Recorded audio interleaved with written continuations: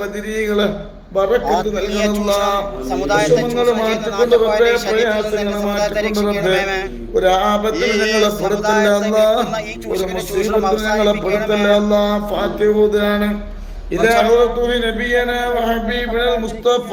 യൂട്യൂബിലൊന്നും ഞാൻ കണ്ടിട്ടില്ല, എനിക്കറിയില്ല, ഫേസ്ബുക്കിൽ ഞാൻ ഉപയോഗിക്കില്ല. ഫേസ്ബുക്കിൽ പല ആളുകൾ എന്നെ വിളിച്ചു പറഞ്ഞു തങ്ങളൊരു ടാക്സി ഡ്രൈവറായി ജോലി ചെയ്തതായിട്ട് അറിയുന്നുണ്ട്, ഒരു ഓട്ടോ ഡ്രൈവറായി ജോലി ചെയ്തൊക്കെ അറിയുന്നുണ്ട്.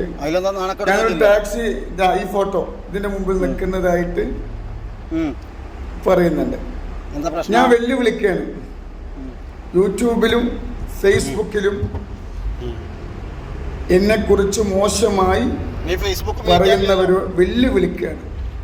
ഞാൻ ഒരു എവിടെയെങ്കിലും ഒരു ടാക്സി ഡ്രൈവറായി ജോലി ചെയ്തതായിട്ട് നിങ്ങൾ എനിക്ക് തെളിയിച്ചു തന്നാൽ, ഒരു ഓട്ടോ ഡ്രൈവറായോ ഒരു ടാക്സി ഡ്രൈവറായോ ഞാനൊരു ജോലി ചെയ്തതായിട്ട് നിങ്ങൾ എനിക്ക് തെളിയിച്ചു തന്നാൽ നിങ്ങൾ എന്താ ആവശ്യപ്പെടുന്നത് അത് ഞാൻ ചെയ്തേക്കും. നാറ്റക്കോയ, നിന്നെ ഞാൻ വെല്ലുവിളിക്കുകയാണ്. ഒരുപാട് കാലമായി ചൂഷണം തുടങ്ങിയിട്ട്. നിന്റെ സനത് തെളിയിക്ക്. നീ ആമാശയ മുഴകളും നിന്റെ കൊടിമരം വെച്ചിട്ട് വ്യാജ ചികിത്സകളൊക്കെ ചെയ്യുന്നുണ്ടല്ലോ നാറ്റക്കോയ. നിന്റെ സ്വന്തം സനത് തെളിയിക്ക്. നീ തങ്ങളാണോ എന്നുള്ളത് തെളിയിക്ക്. ഓക്കെ, ഇതൊക്കെ തെളിയിച്ചിട്ട് പോവാം. പിന്നെ ഞാൻ അടുത്തൊരു വെല്ലുവിളി, നീ വ്യാജ ആൾമാറാട്ടക്കാരനാണെന്ന് ഇയാസാമതായ ഞാൻ പറയുന്നു. വ്യാജ ആൾമാറാട്ടക്കാരനാണെന്ന് തെളിവ് സഹിതം ഏറ്റെടുക്കട വെല്ലുവിളി. നീ പച്ചക്ക് വ്യഭിചരിക്കുന്നവനാണെന്ന് ഞാൻ പറയുന്നത്. സാക്ഷിയായിട്ട് നിൻ്റെ അനിയൻ തന്നെ. ഓക്കെ, കൊടുങ്ങല്ലൂരിലെ പ്രവാസിക്ക് ഭാര്യയും 3 കുട്ടികളും നഷ്ടപ്പെടാൻ കാരണക്കാരൻ നീയാന്ന് പറയുന്നത് വിത്ത് പ്രൂഫ് സഹിതം. നീ ഒരു ട്രസ്റ്റാണ്. ആ ട്രസ്റ്റിൻ്റെ പേരിൽ നീ നടത്തുന്നത് വ്യാജ ചികിത്സയും കണപ്പിരിവും.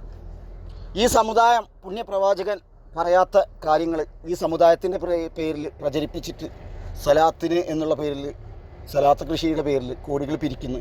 അതും തെറ്റാണ്, ഒരിക്കലും പാടില്ലാത്തതാണ്. പിന്നെ നിന്നെ ചികിത്സ പഠിപ്പിച്ച ഉസ്താദ്, ആ ഉസ്താദ് ചെയ്ത ചികിത്സ ഇതല്ല. അപ്പം പിന്നെ ഇത് നീ കള്ളക്കറാമത്ത് എവിടെ നിന്ന് കിട്ടിയതാണ്? പിന്നെ നിൻ്റെ ഉസ്താദിൻ്റെ കയ്യിൽ നിന്ന് ഇജാസത്ത് കിട്ടാത്ത കാരണമായിരുന്നു നീ കൂലിവേലക്ക് പോയിരുന്നു എന്ന് പറഞ്ഞിരുന്നു. നിൻ്റെ ഉസ്താദിൻ്റെ മരണത്തിന് ശേഷവും നീ വിദേശത്തൊക്കെ ഊരാപ്പാര നടന്നിരിക്കുന്നു. അപ്പോൾ പച്ചക്കള്ളം പറയല്ല. പിന്നെ തെളിവ് സഹിതം നീ പറഞ്ഞത് ഉസ്താദിൻ്റെ കയ്യിൽ നിന്ന് ഇജാസത്ത് കിട്ടാത്ത കാരണം ജോലിക്ക് പോയത് ആ അവസരത്തിൽ മുംബൈ പോയെന്ന്. തെളിവ് സഹിതം തെളിയിച്ചര ഉസ്താദിൻ്റെ മരണശേഷമാണ് നീ മുംബൈയിൽ പോയിരിക്കുന്നത്.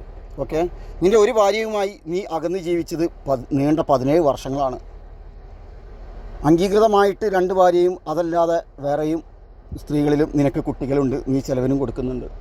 നീ വാങ്ങിച്ചു കൂട്ടിയ സ്വത്തുക്കൾ കോടികളുടേതാണ്.